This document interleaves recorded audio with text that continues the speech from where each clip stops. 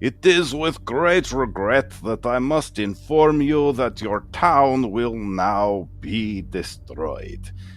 If you prefer to survive beyond the next few minutes, I strongly suggest you run up the cliffs, leaving any valuables behind with maximum haste. Droppovv out. Droppovv, sign off.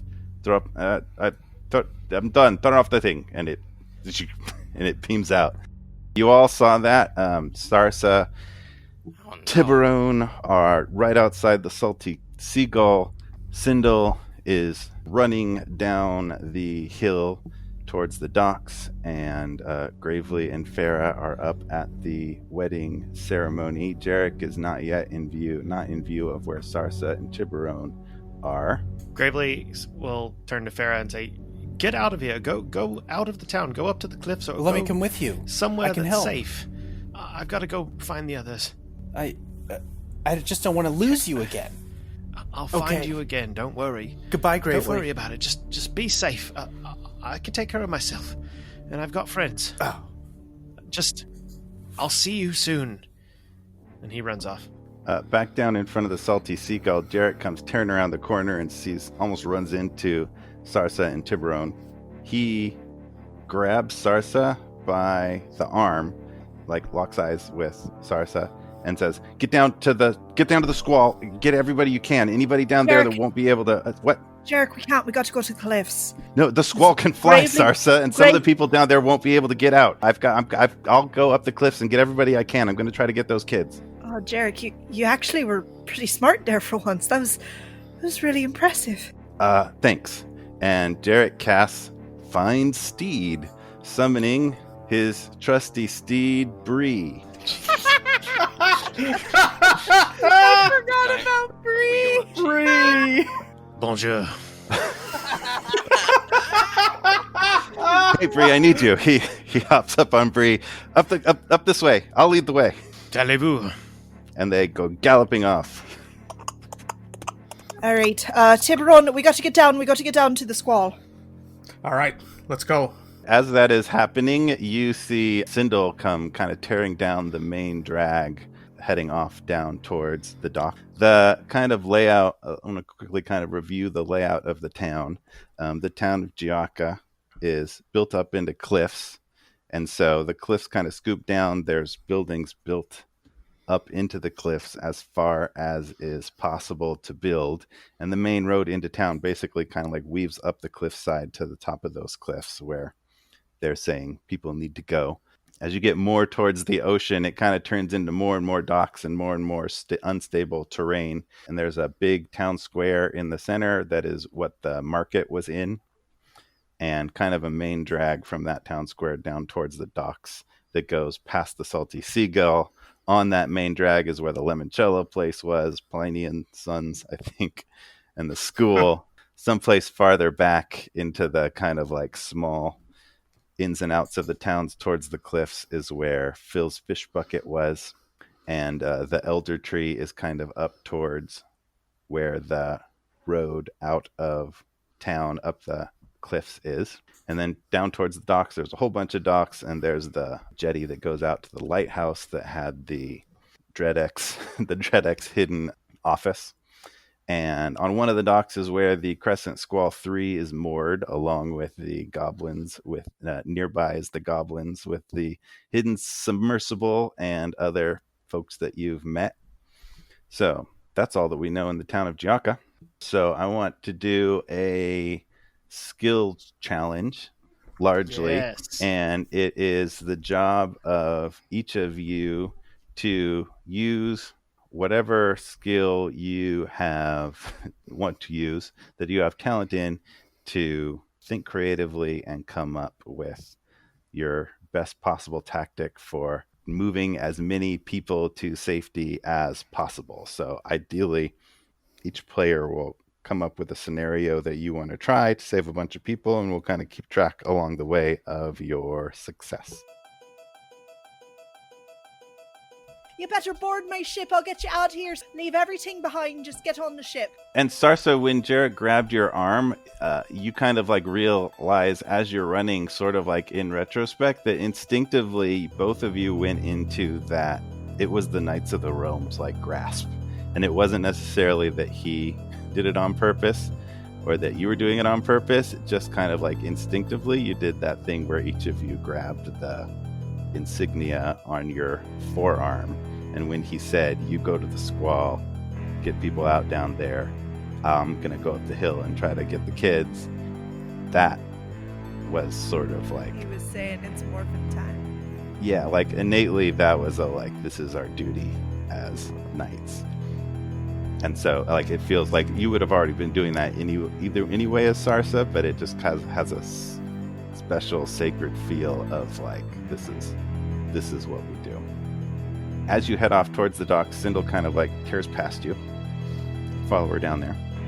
And when you get down to the docks, you see that all the water has receded. It's pulled out towards the ocean, which has left most of the boats just sitting down in the muck that used to be the bottom of the harbor, except for the Crescent Squall 3, which has remained in the exact same place you left it, only now it's levitating in air about 15 feet above, at the level of the docks, about 15 feet above the ground level of the harbor, instead of floating in the water, just doing its Crescent Squall thing.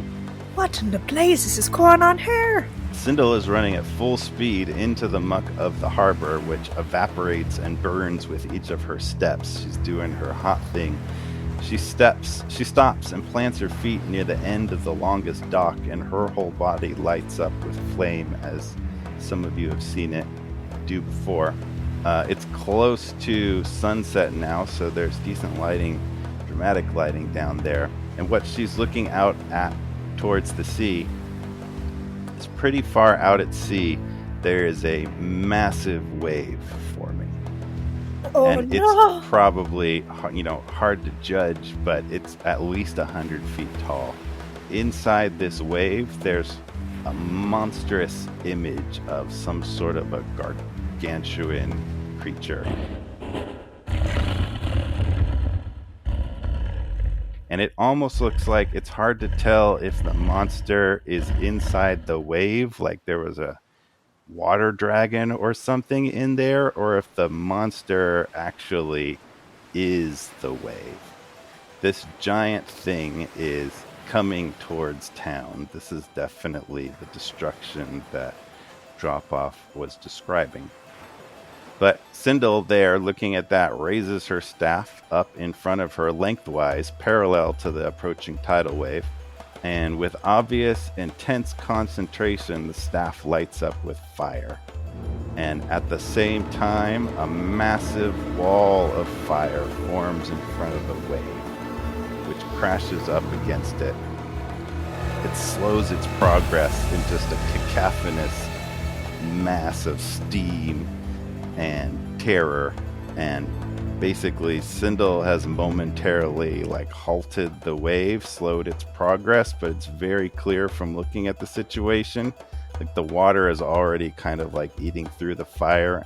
This is a delay tactic. She's putting a lot of energy into it, and this is only going to buy some extra minutes at best to do whatever you can. How far away is that body, that big wall of water, and how big is it? It's super hard to judge the size of water compared to other water and distance and all that, especially since where the ocean line was has suddenly changed.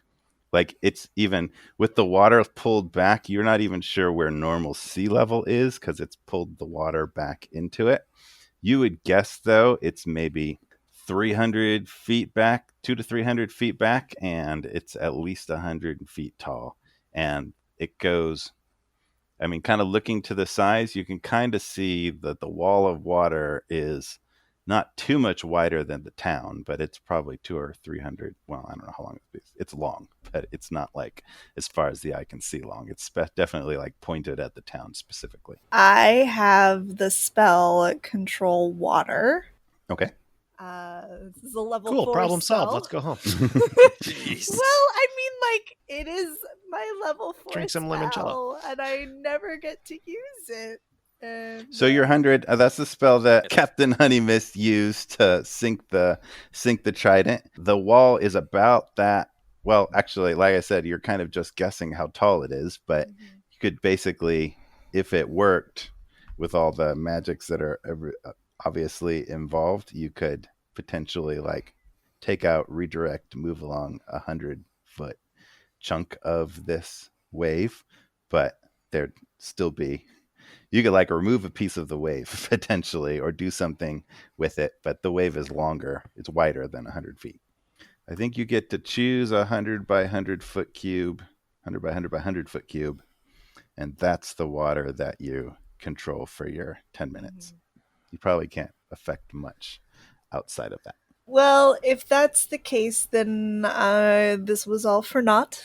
Well, And no, there's definitely a lot you can do controlling 100 by 100 by 100 foot cube of water. You don't have to use that, but in terms of things you might be able to do to help in this scenario, that seems like it has a lot of potential. I might wait, though. I am going to wait until it's a little more pressing, because Sindel just bought us some time. Okay. And at this point, I will be helping load people onto the Crescent Squall, and but she's keeping a weather eye on the horizon, and she's watching that storm like a hawk, and she's got that queued up if it looks like they're about to get wiped out. Okay, there's definitely a lot of kind of like older sailors, like definitely the docks more so than anywhere else in the town. Everybody down there can see exactly what's happening, so people are full speed booking it inland towards the cliff, so it's kind of easy to see the folks that are a little slower, the older sailors, the guys on peg legs and other things that are definitely not going to make it without your help. You're able to kind of start to collect a lot of them and say, come on over here to the squall. Let's leave Sarsa and Sindel there for the moment. Anybody else want to jump in? Yeah. Does anybody else know control water? Let me ask that. Nope. Okay. Chris, we'll start with you. Okay, mine is going to be real quick. As soon as Gravely sees the giant wave, he's going to stop, turn around, head back to the wedding, and just start yelling at people like, "Everyone follow me! I know how to get out of here!" And he's going to use, I'm going to use survival to kind of use my knowledge of terrain and choosing the right path and the safest track and that sort of thing to get people to higher ground. Okay. The like path out of town is sort of like a switchback ambly trek up the cliffs, but you could also there's also potentially using a skill like that other ways up the cliff. Why don't you go ahead and roll survival to see how that goes? One second here. Mm-hmm. Oh, difficult terrain doesn't slow your group's travel. Ooh. All right. Well, that sounds handy. What's your group? It My just group says your is group, like the anybody players, that will follow me. people traveling. Wow. Okay. All right. Survival with advantage then. Okay. 22. Nice. So you are able to lead most of the wedding party as opposed to kind of like running downhill in their fancy garb and like down the way over to the very like crowded, very, very crowded. Actually, everybody's going to be going towards the road. So it's actually super helpful to And everybody. If I see Farah, I'm going to be like, "Hello again, change of plans. Can you help me rally people?" And I'll just kind of use her to sort of convince people to come with me and then show them the best way to get out. Make the charisma help. Yeah. So yeah, redirecting this big group of people just basically kind of like straight up the cliffs in the best way that you can guide them through, which you can, is going to be super helpful. So that was a 22 survival roll. All right. Who else? That, while running to get Gravely, is going to feel this like massive like fog cloud of steam and like glacial. I imagine it's like so much steam that it's like casting this like almost marine layer over the town. And he sees that, and he's going to turn around, see this massive wave coming towards the town. He's going to try and do some calculations in his head real fast. Is it like would he be able to make it like realistically out of the town before this wave hits, like based on his intellect? Yeah, I mean, if he was just straight booking it, probably he would think. I mean, so there's a lot of factors involved that he would be guessing at. One is like, how long is this massive fire thing going to stop this massive water thing? You don't quite know the terrain up the hills, and you also have no way of knowing exactly how far up the cliff you would have to be safe. I don't know kind of how much high the water might go. Is Soot close enough to see the wedding party, like all the people that are heading out, or is he too far away from there? Probably. I mean, I would say he would probably get stopped kind of just in view of being able to see that. I think for the first time in his life, Soot is looking around and is hearing like the screams of the people of Giacca, and he's kind of clutching his spell book in his arm. And for the first time in his life, he thinks to himself, I think I can do something about this. And he's going to run back to the docks.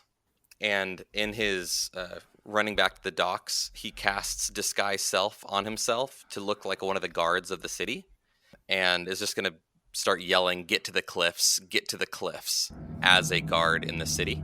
Okay. Kind of pointing the general direction. When he arrives at the docks, he's going to see the massive wall of fire and the giant wave. Now, with this wave, Soot is going to try and deduce if this is something magical, if this is a natural event, if like what is happening. Is there something he can do to deduce that? Yes. Roll. What are my options and things to roll? You probably have Arcana, skill in all of them, so nature, I would say Investigation. Yeah, I would say between Arcana and Nature, choose whichever you prefer. I like Roll Arcana. That's a 12. So you look out there, and you see. I mean, I think you see pretty easily. Like that doesn't seem natural. It's a simple deduction that like this is being controlled in some way by Droppovv. He didn't just like conveniently time the arrival of a tidal wave.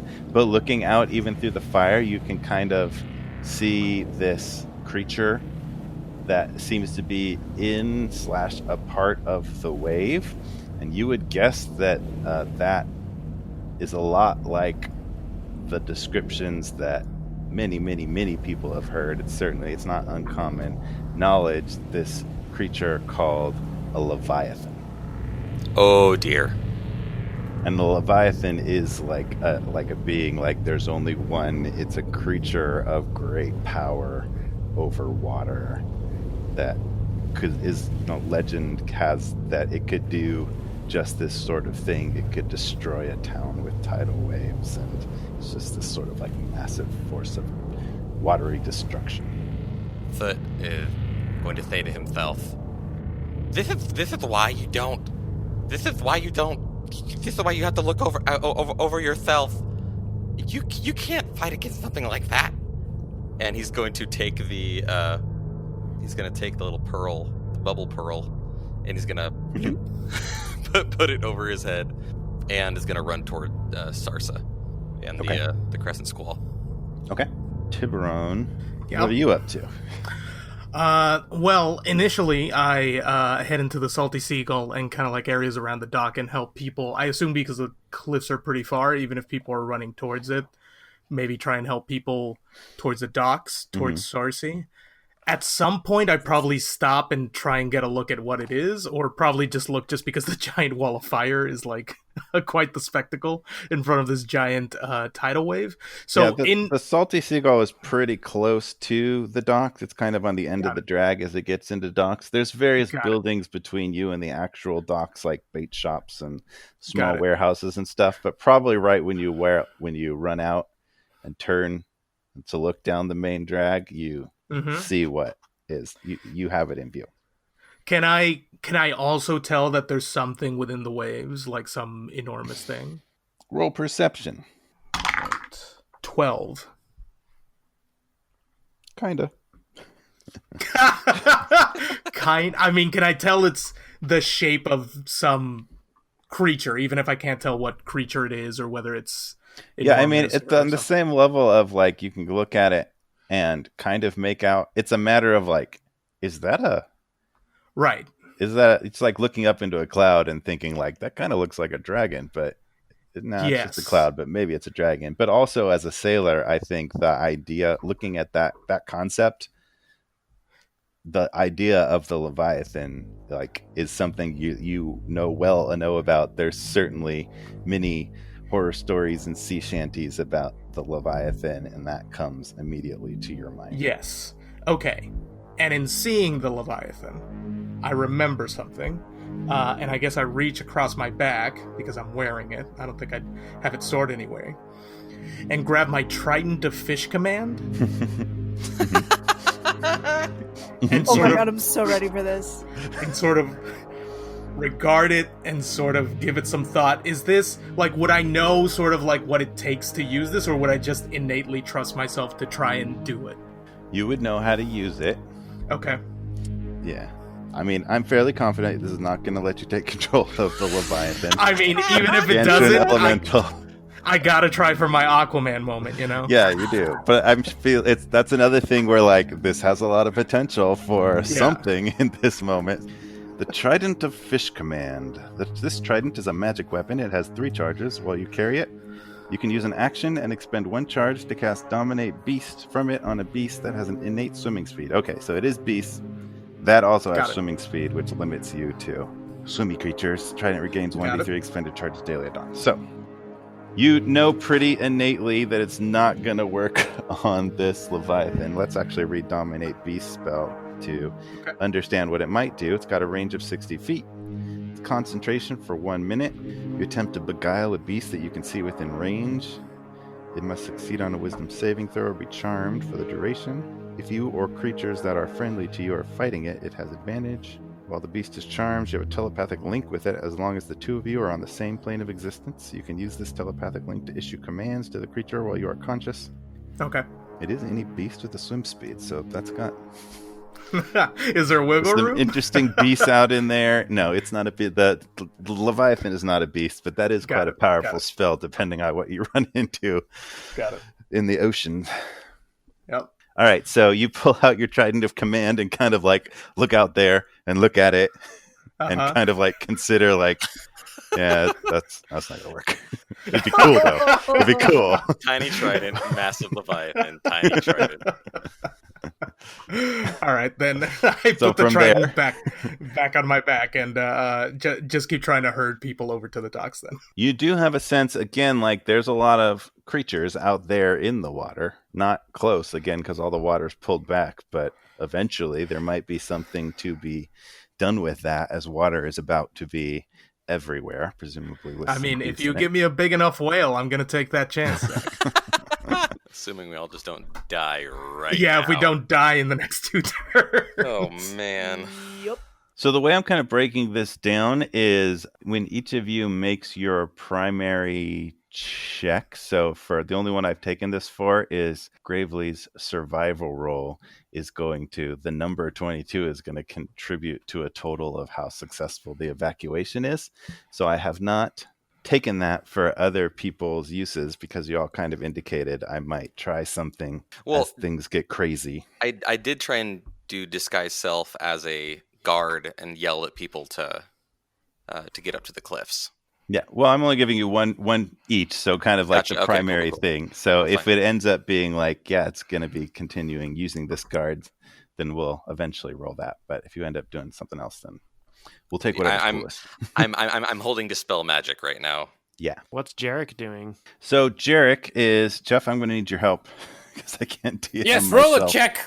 Jerik is riding Bree up the main drag towards the school, kind of like glancing to see that kids are coming out of there and heading up there, which it looks like generally they are. And he's going to ride Bree up towards Phil's fish bucket.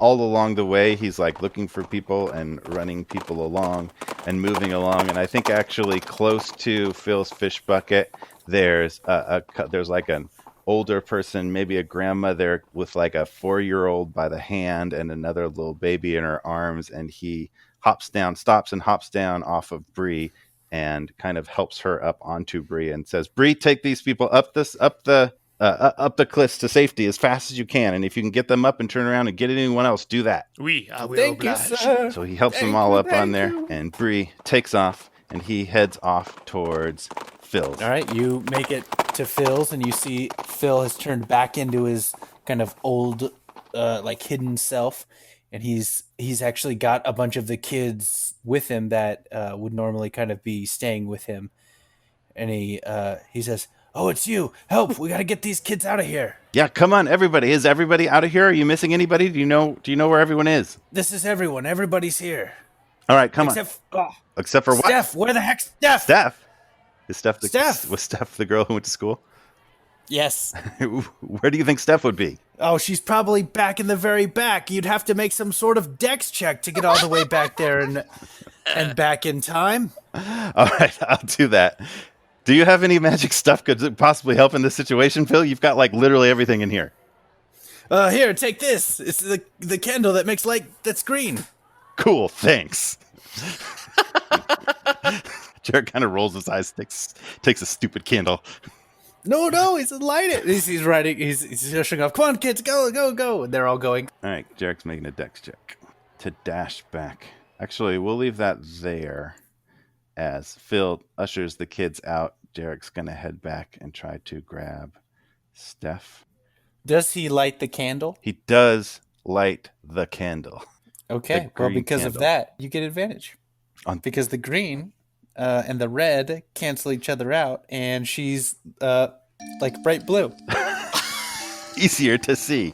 Checks Excellent. out. Easier to see.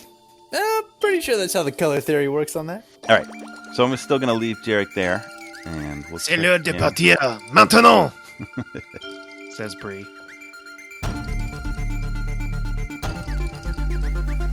Hello, Knights of the Rolled Table. We recorded this episode a while ago, a few weeks ago, but we are releasing it right in the midst of a time when people all across the United States and the world are out protesting and fighting for justice as part of the Black Lives Matter movement.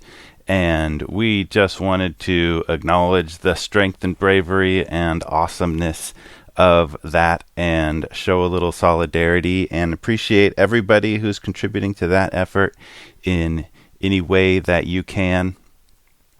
I think everyone deserves to feel safe in their communities, and above all, we all deserve to feel safe and protected by the officers that are sworn to protect and serve our communities. And to the extent that anyone could think that is a controversial statement, we'll just have to disagree. So thank you to everyone so much who is working hard to make this world a better place.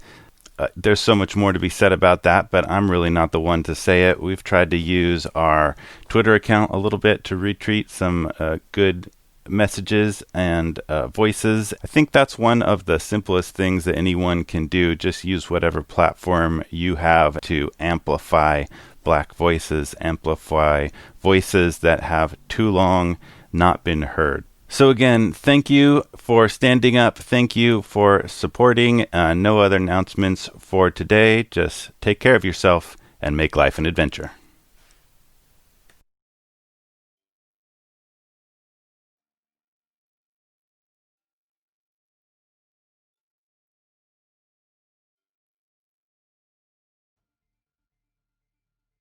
Back down at the docks, Sarsa and the others have loaded as many people up onto the Crescent Squall 3 as possible. Remember, it's not a huge ship. It really, like, to live on board, it holds about 6, but you can definitely get a lot more people for purposes of just loading it up and taking off. Let's do this.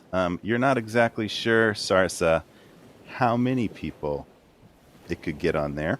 You're super confident you could get 20 people safely and have it take off and fly and all of that. You've never tried more than that. And there's about 30 people that you could get on board easily if you waited an extra long time and called some people over who are headed up the cliffs. You might be able to get up to 40, but you'd be really nervous that the whole ship might not make it if it had 40 bodies on board. Do you want to go with 20, 30, or 40 passengers? Sarsa, like, does it look like the people that are walking up the hill, do they look like they'd be able to make it? Like, what's their pace looking like? Or does that mean I'm condemning them if I leave them behind? The last 10, like the 30 people all kind of need a ride.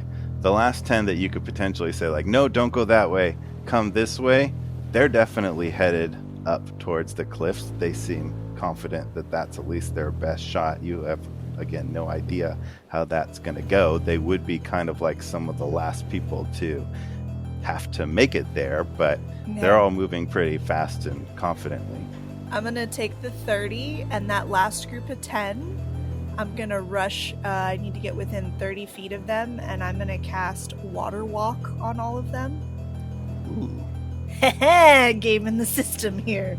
So basically, if they get submerged, like if the wave hits them, they will be carried to the surface at a rate of 60 feet per round. So they're going to float real quick.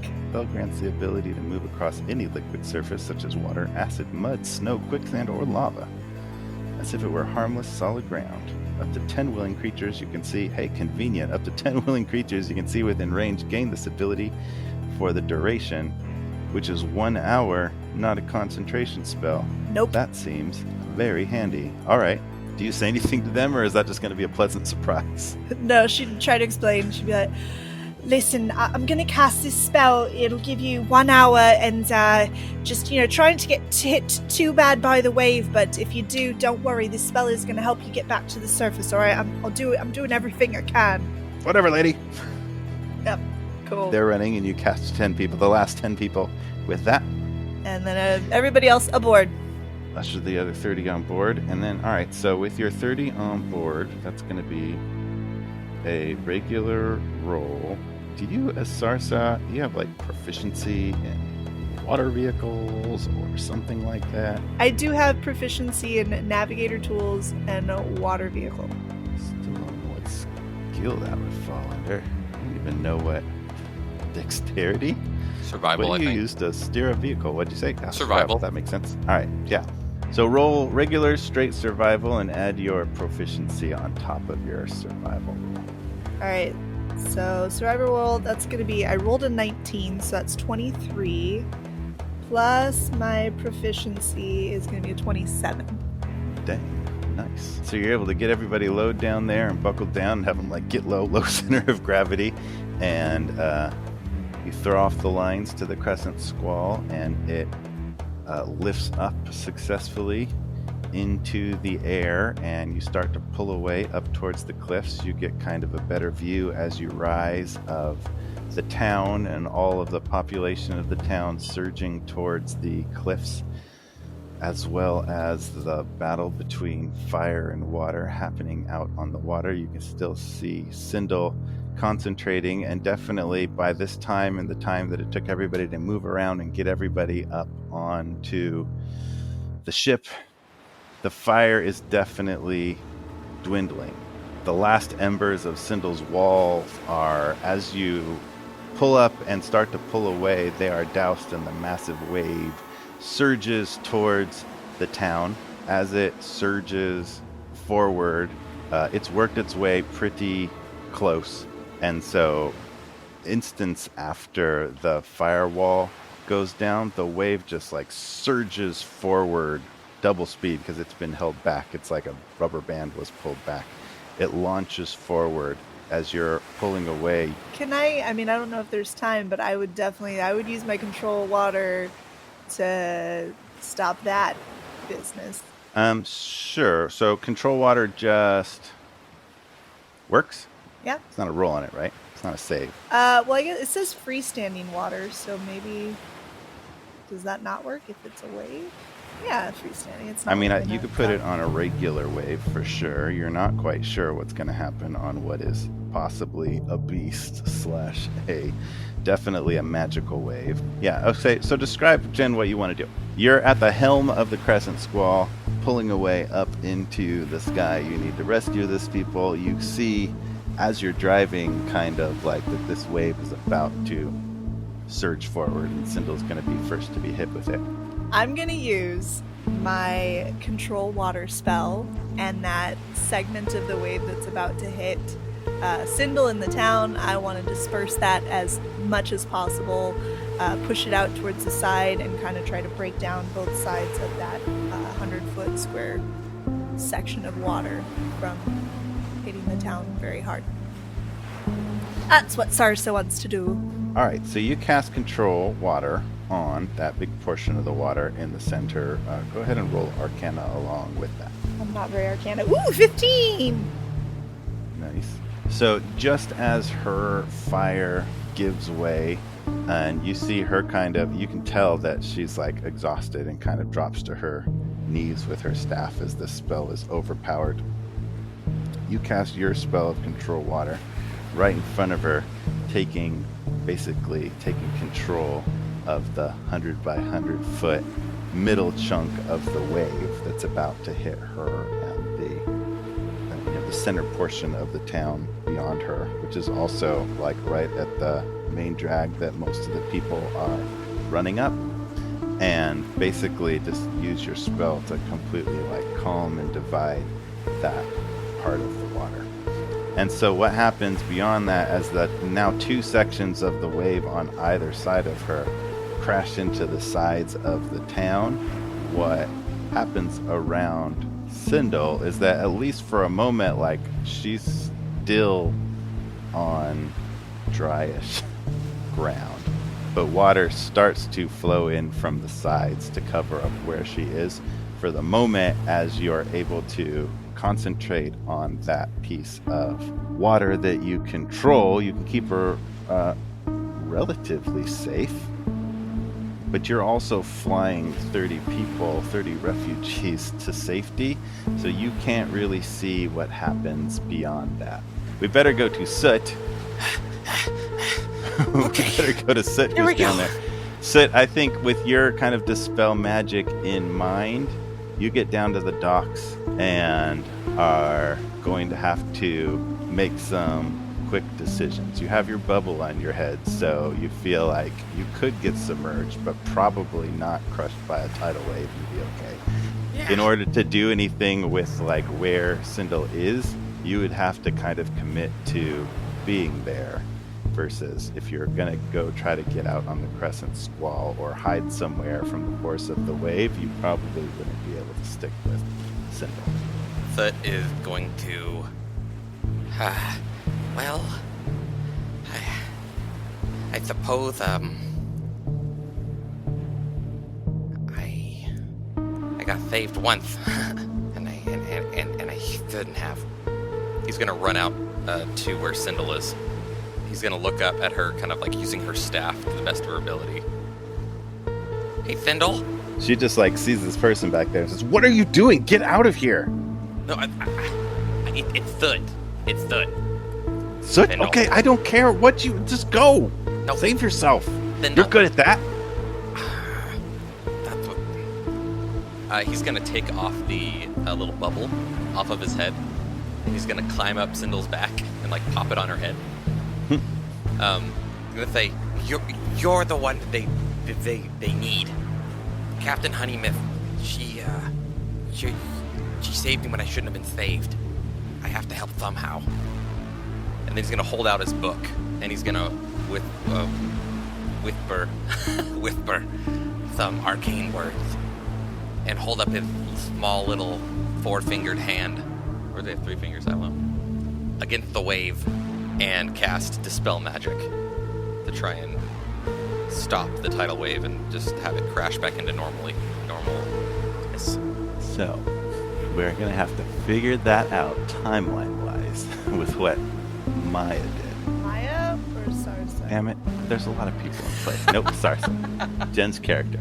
So we gotta figure that out. Do all my characters seem the same to you, Zach? They're all wonderful and special and unique. In their own unique way. And frustratingly magical. What I'm thinking is, like, right before you cast the spell magic is probably about when control water kicks in. I think right when you go to cast the spell magic, roll Arcana for that, because there's a range of options. Because actually, what happens is her control water kicks in and stops the part of the wave right in front of you, kind of at the same moment. And the possible options would be, like, you do it before that, kind of waste the spell, or it's just regular water, or actually you could accidentally undo her control water magic. So Okay. roll Arcana to maybe kind of like have the reaction time to note, like, uh-oh, something's changing. That's a 14. All right, so I'll give you that. Like, as you like put the bubble on her head and go up to dispel magic, the wave in front of you all of a sudden like stops and pulls back, and you have a very clear sense. Especially, actually, 14 is good enough, having recently saw Captain Honeymist use this spell, to kind of quickly guess like somebody else just came into play. Somebody else's magic.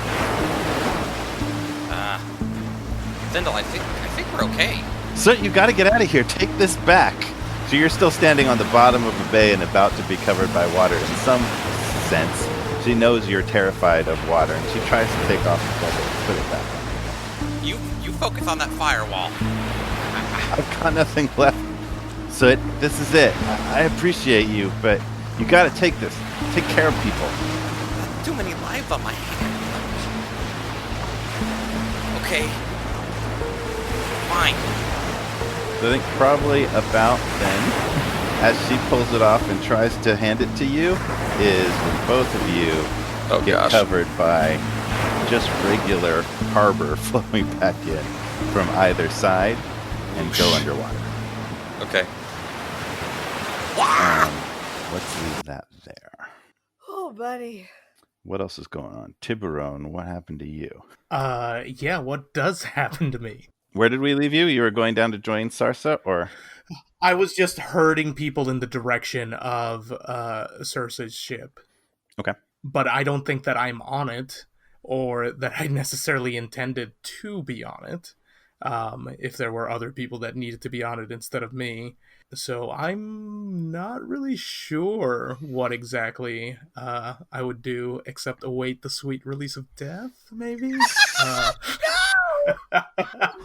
Let's say that you do your work to get as many people up on the Crescent Squall. Sure. You know, Sarsa kind of reaches down to give you a hand up. And actually, if you want to play that scene a little bit, that's where you're kind of like, nope, take care of these people. I'm confused at where we are right now. So he's let's. So we're going back to you. Like, all of this is happening concurrently. So as you guys do crazier and crazier stuff, I have to kind of fit in like, well, all right, so that would go there. Gotcha. So this is Tiburon deciding to stay. This is like, these are the last of the few people you're loading up onto the Crescent Squall, the last of the 30. He's down there helping people up, kind of throwing elderly people up onto the decks, and you get to the point where, like, next up would be him, and he I got this. Yeah. All right, Tiburon, you get up here. These last 10 people, I'm going to cast Walk on Water, and hopefully that'll help. I ain't going up there. Someone could take my spot. They should be up there. I got sea legs. They don't, if you know what I'm saying. Tiburon, are you sure? Because that wave is coming. You're not going to be able to stop it. And we're going to need your help to fight this thing. Aye, and I'll still be kicking.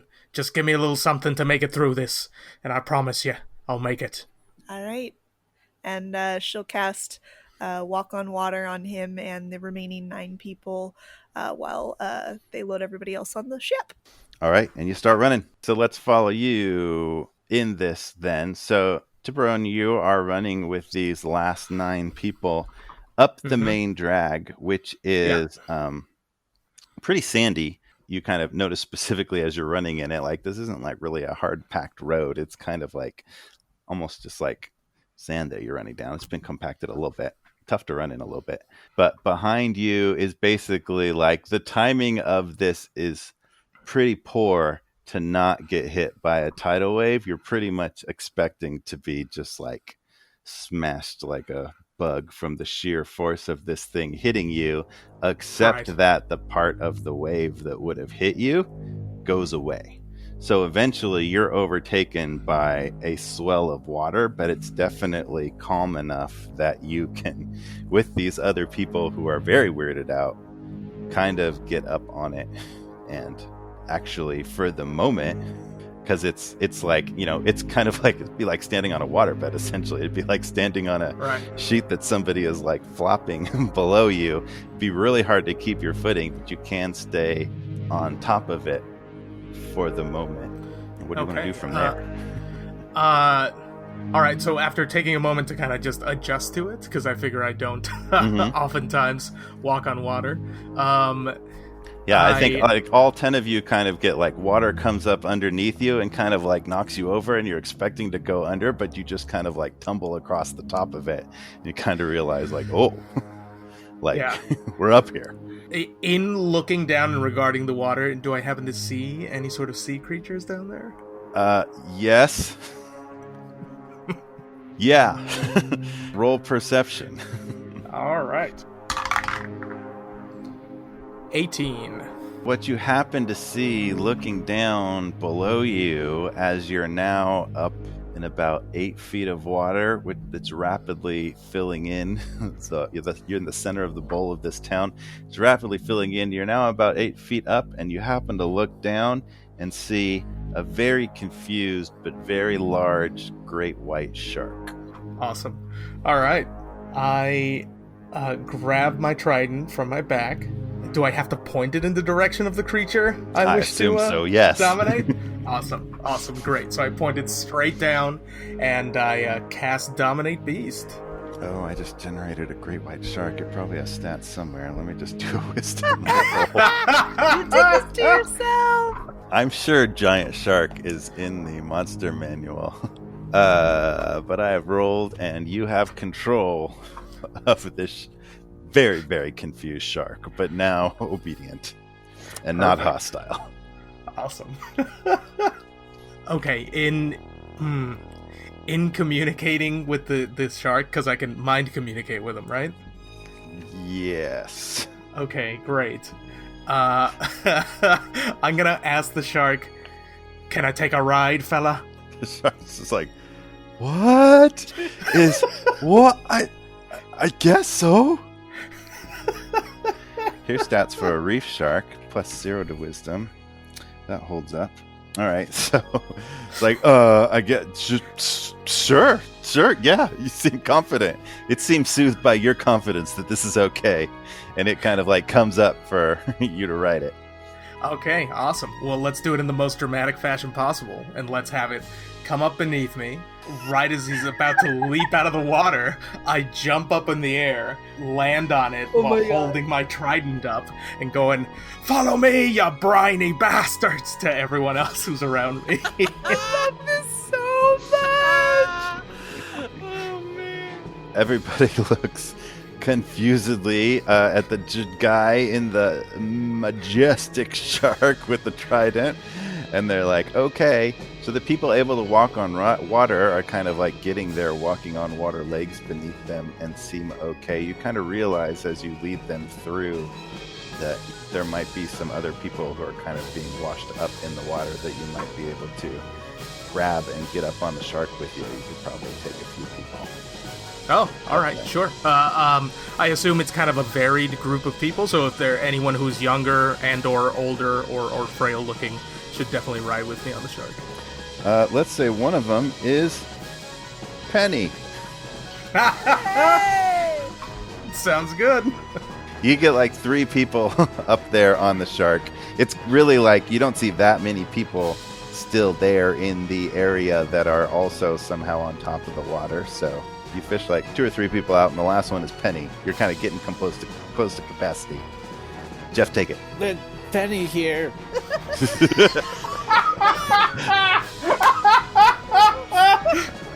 All right, let's go. All right, get a good grip. Grab a fin. Whoa! Zoinks. Back to you, Zach. All right, great. Good job. Way to go. Nailed it in one. All right, Carlos, you're going to roll animal handling for your escapades.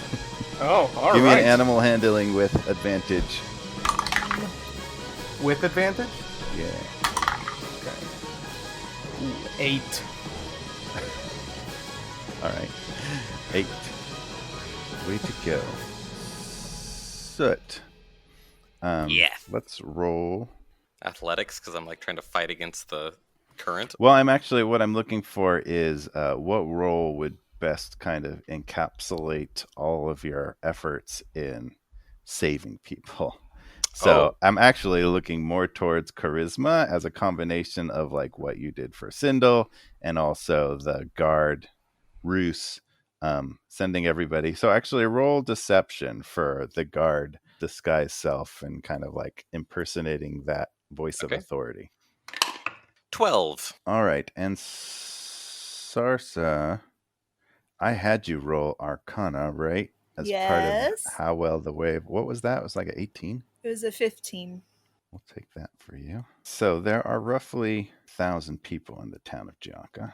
We didn't actually finish up Jerik's roll. So Jerik lights up his green candle and charges back to rescue little Steph from the back of Phil's fish bucket. And he rolled 2 8s. So, dear. Well, with a little bit of struggling, you finally find her. So he pushes his way back there through illusions, through several weird magic items, just as the water is starting to crash through and fill in. Phil's fish bucket is kind of starts to be a little bit up the cliff. So he's able to get to her, find her hiding in a wardrobe, pull her out, and run with her in his arms up the hill, joining the crowd of people and kind of ushering everybody forward. As he's doing that, he sees Bree running back and forth, grabbing a group of people lagging from behind and running up past them, and kind of like joins the general throng of people heading up the hill safely. So, generally speaking, let's check in again with where everybody is.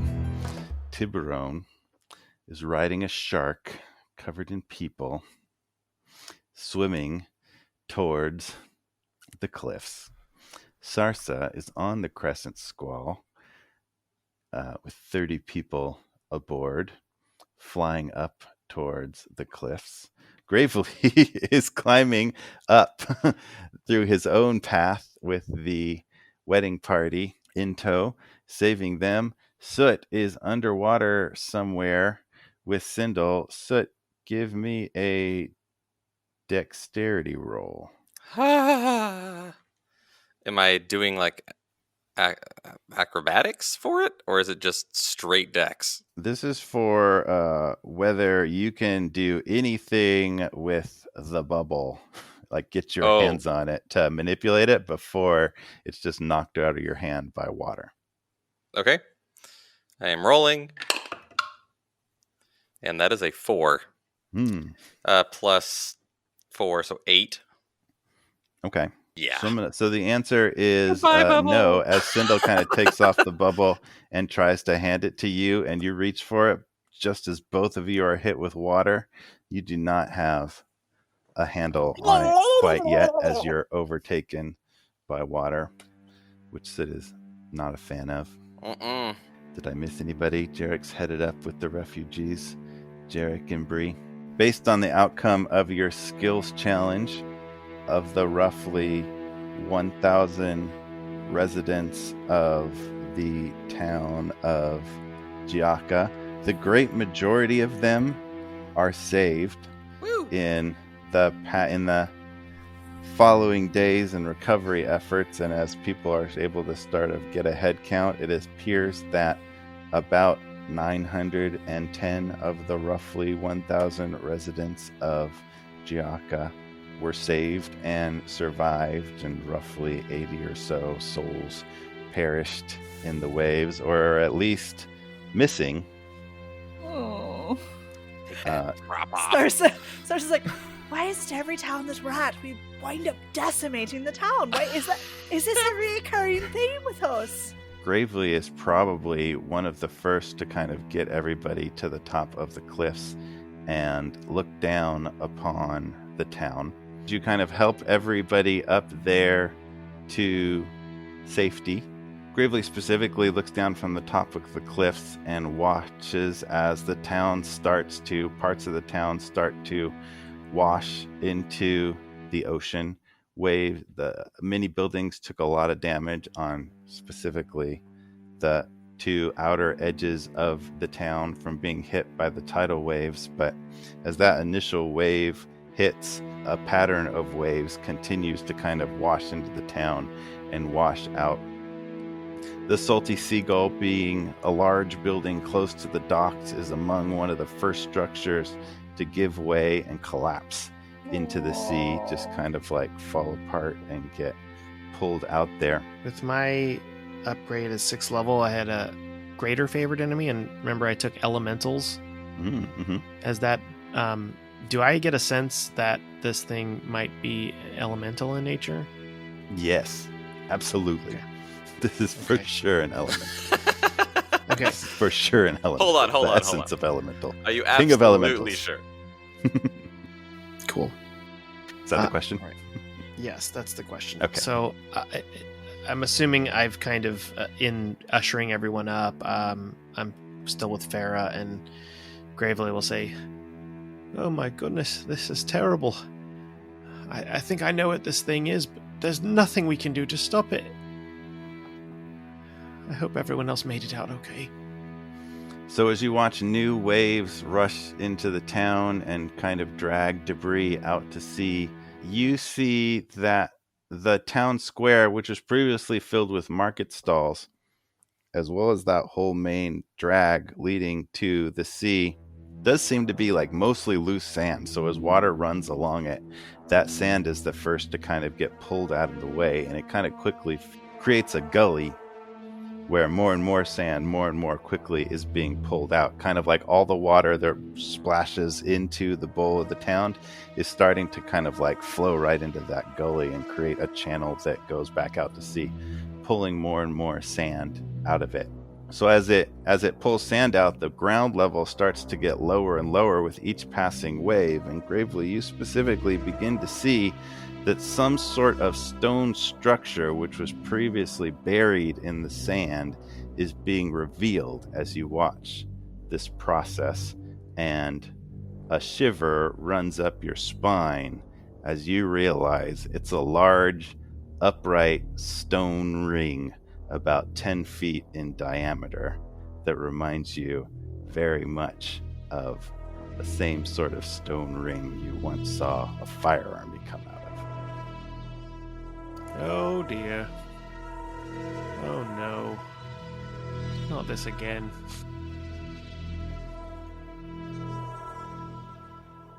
The last thing you remember was water and darkness and blood and confusion. You have no idea how long ago that was. It could have been moments, it could have been decades, but as your eyes flutter open, you feel warmth and comfort, a cool breeze, and what appears to be tree branches. As well am I. I was on a ship and oh, that was not good. Hello? Is anybody there? Hello? Your vision is blurry as you reawaken, but you feel a hand, something holding your hand and comforting you. And it feels furry. And as you blink and look at the source of this creature, you see sunlight cascading down through an almost endless amount of branches. If you're beneath a tree, it must be massive, but there's a figure silhouetted by the sunlight. And as your vision starts to unblur, you sort of blink and are confused because it appears to be a 6-foot tall squirrel. Hello?